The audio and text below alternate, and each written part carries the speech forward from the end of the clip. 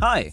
In this video, I will explain to you how to perform the sort of 5S methodology properly. The sort is to throw out what is not used or needed. Firstly, decide with the team the sorting criteria. For example, what do we want to keep? 1. Items used at least weekly. 2. Items for quick customer response. 3. Item for safety. Secondly, the team has to classify according to the sort criteria. They have to scan all the items in the area under 5S.